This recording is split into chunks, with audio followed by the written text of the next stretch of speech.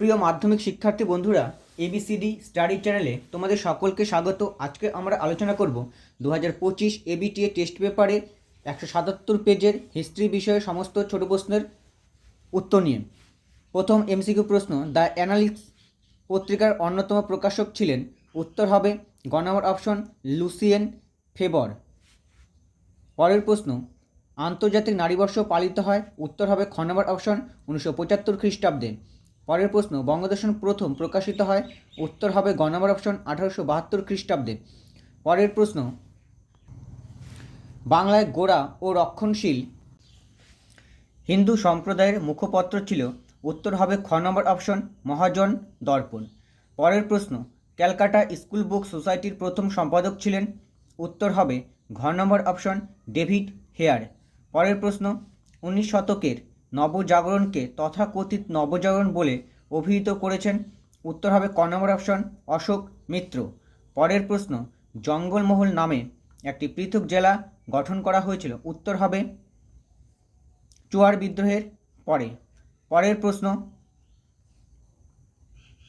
ভারতের রাজকীয় বন বিভাগের প্রথম ইন্সপেক্টর জেনারেল ছিলেন? উত্তর হবে ফ্রেডারিক হোপম্যান। উত্তর হবে ফ্রেডারিক হোপম্যান।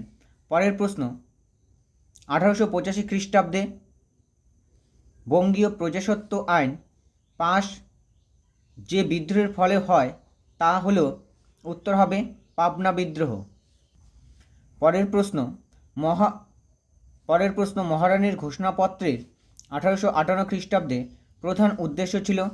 উত্তর হবে খ নম্বর অপশন ভারতে ব্রিটিশদের একচেটিয়া ব্যবস্থার অধিকার লাভ। পরের প্রশ্ন, কলকাতায় সর্বভারতীয় জাতীয় কংগ্রেস সম্মেলনের আয়োজক ছিলেন? উত্তর হবে ঘ নম্বর অপশন সুরেন্দ্রনাথ বন্দ্যোপাধ্যায়। পরের প্রশ্ন, গোরা উপন্যাসটি প্রথম প্রকাশিত হয়? উত্তর হবে খ নম্বর অপশন প্রবাসী পত্রিকায়। পরের প্রশ্ন, সন্দেশ পত্রিকার বিষয়বস্তু হল? উত্তর হবে ঘ নম্বর অপশন শিশু পাঠ্য বিষয়ক। পরের প্রশ্ন, বেঙ্গল টেকনিক্যাল ইনস্টিটিউট এর প্রথম অধ্যক্ষ ছিলেন? উত্তর হবে ঘ নম্বর অপশন প্রমথনাথ বসু। পরের প্রশ্ন, ওয়ার্কস অ্যান্ড প্রেজেন্ট পার্টি যুক্ত ছিল? উত্তর হবে ঘ নম্বর অপশন সাইমন কমিশন বিরোধী আন্দোলনে। পরের প্রশ্ন, কংগ্রেস সমাজতন্ত্রী দল প্রতিষ্ঠিত হয়েছিল? উত্তর হবে গ নম্বর অপশন বোম্বাইতে।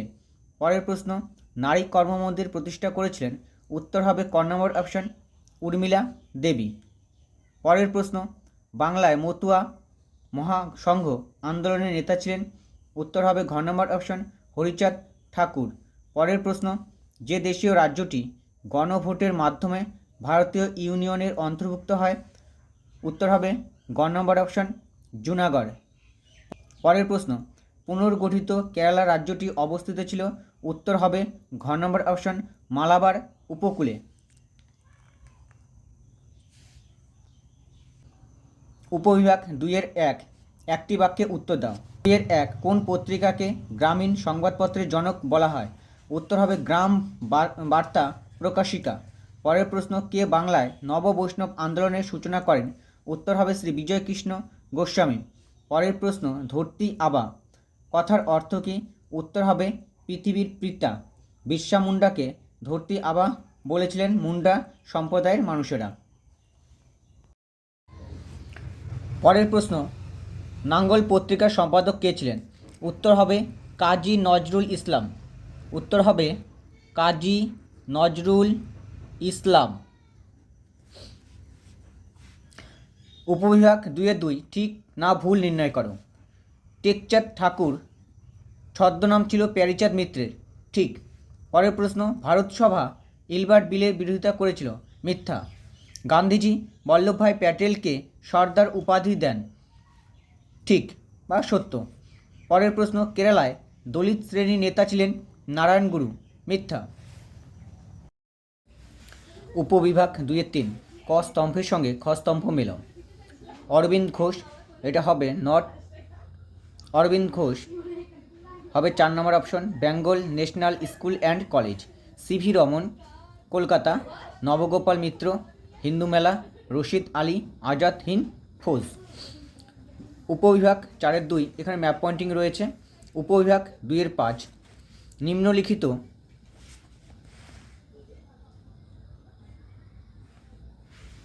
উপবিভাগ 2-5 নিম্নলিখিত বিবৃতিগুলির সঙ্গে সঠিক বাক্য নির্বাচন করো। প্রথম বিবৃতি, রামমোহন রায় লর্ড আর্মহার্স্টকে চিঠি লিখেছিলেন। সঠিক ব্যাখ্যাটি হবে 2 নম্বর ব্যাখ্যা, ভারতে পাশ্চাত্য শিক্ষা বিস্তারের আবেদন জানিয়ে।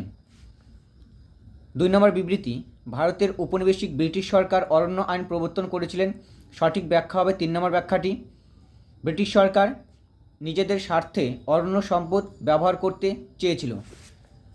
পরের বিবৃতি 3 নম্বর বিবৃতি, বিংশ শতকের ভারতে উপনিবেশ বিরোধী আন্দোলনে বামপন্থীদের উল্লেখযোগ্য ভূমিকা ছিল।